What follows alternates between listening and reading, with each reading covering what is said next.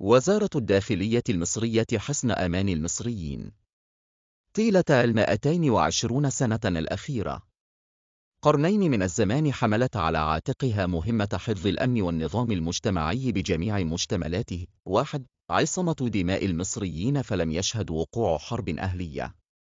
1. رغم اختلاف طوائف المصريين ومذاهبهم ولهجاتهم، بل وقفت على مسافة واحدة بمنتهى الحيادية بين الجميع.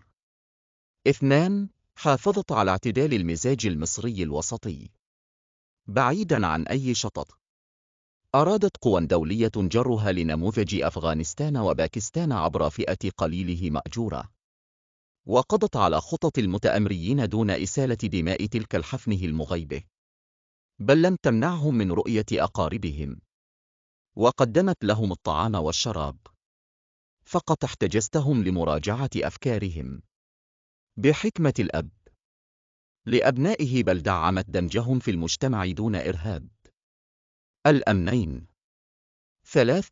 حافظت على اللغة المصرية طوال 70 عام التي سقطت فيها مصر تحت الاحتلال الإنجليزي البغيض، بل وقفت بانحياز جميل مع ثوار الأمة وحصنت المظاهرات المناهضة للغاز الحقير.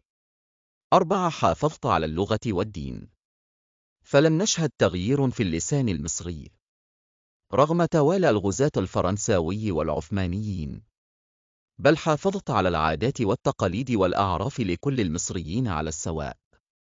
5. حققت كل هذا ولم تتأثر بانتقادات الغرب بأن مصر دوله بوليسي، بل تفتخر بأنها حصن أمان المصريين، مما ساعد المواطنين على النبوغ وتبوء مراكز مرموقه محليا وعالميا، وتقدمت مصر في مجالات كثيرة بفضل الأمان والاستقرار.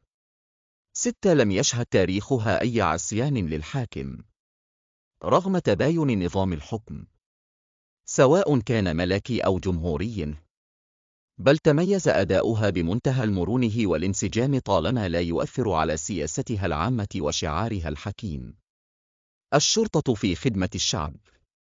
7. ونتيجه هذه الأمانة وثق فيها كل حكام مصر بالإشراف على كل الانتخابات.